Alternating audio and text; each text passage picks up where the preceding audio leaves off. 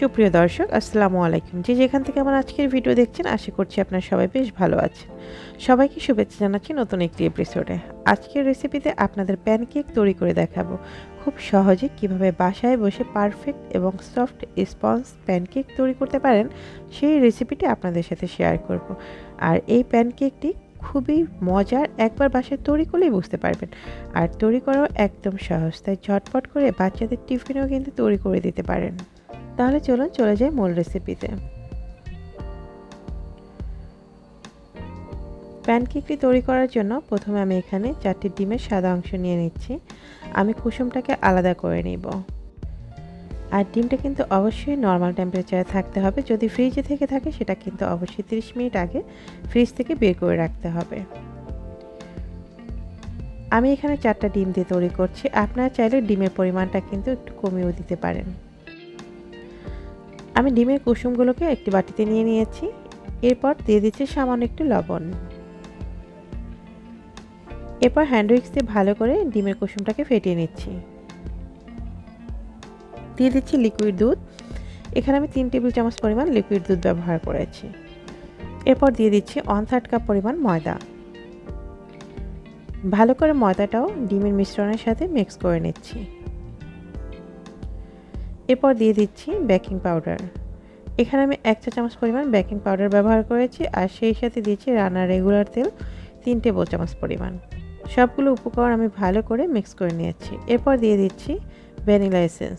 এখানে আমি সামান্য একটু ভ্যানিলা এসেন্স ব্যবহার করেছি। যদি হাতের কাছে ভ্যানিলা এসেন্স না থাকে সেক্ষেত্রে আপনারা একটু এলাচের গুঁড়ো ব্যবহার করতে পারেন। এরপর আমি নিয়ে নিচ্ছি ডিমের সাদা অংশটা, যেটা আমি আগে থেকে আলাদা করে রেখেছিলাম। এরপর এটা ইলেকট্রিক বিটারের সাহায্যে ভালো করে বিট করে নিচ্ছি।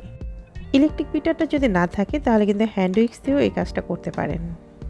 দিয়ে দিচ্ছি চিনি। এখানে আমি 1/3 কাপ পরিমাণ চিনি ব্যবহার করছি। আমি মিষ্টির পরিমাণটা একটু কমিয়ে দিব, যার কারণে আমি 1/3 কাপ পরিমাণ চিনি দিয়েছি একটু একটু করে কয়েকবারে। এরপর এটাকে ভালো করে একটি ফোম তৈরি করে নিয়েছি, দেখতে একদম ক্রিমের মতো। তবে হ্যান্ড উইক্স দিয়ে করলে কিন্তু এটা ক্রিমের মতো হবে না, সেটা আগেই বলে রাখছি। ইলেকট্রিক বিটারের সাহায্যে কিন্তু এরকম ক্রিমের মতো করা যাবে। যদি আপনাদের ফোমটা ক্রিমের মতো না হয় তাতেও কোনো সমস্যা নাই। তো এরপর দেখতে পেয়েছেন আমি যে ডিমের কুসুমের সাথে যে মিশ্রণটি তৈরি করে নিয়েছিলাম সেটা এর সাথে অ্যাড করে দিয়ে ভালো করে হালকা হাতে এটাকে মিক্স করে নিয়েছি। আমার কিন্তু কেকের ব্যাটারটা রেডি হয়ে গেছে। এরপর এখানে আমি একটি পাইপিং ব্যাগ নিয়েছি।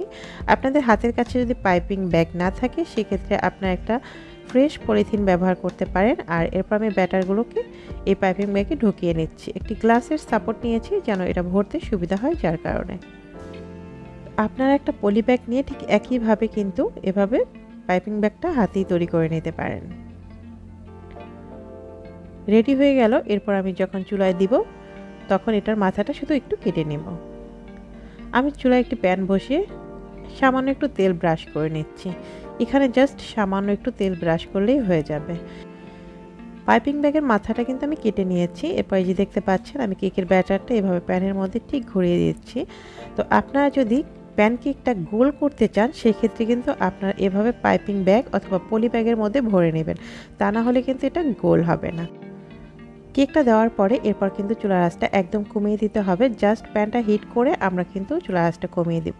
এই যে দেখতে পাচ্ছেন 2 মিনিটের মতো রেখে আমি কেকটা একটু উল্টে নিয়েছি। আর এরপর আরও 1 মিনিট রেখে আমার একটা কেক কিন্তু অলরেডি তৈরি হয়ে গেছে। তো এভাবে কিন্তু আমি সবগুলো কেক তৈরি করে নিচ্ছি। আর দেখতে পাচ্ছেন কেকগুলো কত সুন্দর হয়েছে। আর এই কেকটা তৈরি করার সময় আপনাকে শুধুমাত্র চুলার আঁচটা একটু লক্ষ্য রাখবেন যেন পুড়ে না যায়। তো আমি উপর দিয়ে একটু চকলেট দিয়ে গার্নিশ করে নিচ্ছি। এটা হচ্ছে অপশনাল, তবে চকলেট দিয়ে যদি আপনি কেকটা গার্নিশ করেন সেক্ষেত্রে কিন্তু বাচ্চারা অনেক বেশি পছন্দ করবে। তো ভিউয়ার্স, আজকের রেসিপিটি কেমন লাগলো সেটা কিন্তু অবশ্যই কমেন্ট বক্সে জানাতে ভুল করবেন না। আর যদি ভিডিওটি ভালো লাগে অবশ্যই চ্যানেলটি সাবস্ক্রাইব করে পাশে থাকা বেল বাটনটি অন করে দেবেন। আজ তাহলে এই পর্যন্তই, দেখা হবে নতুন কোনো ভিডিও নিয়ে। ততক্ষণ আপনারা সবাই খুব ভালো থাকবেন, সুস্থ থাকবেন। আল্লাহ হাফেজ।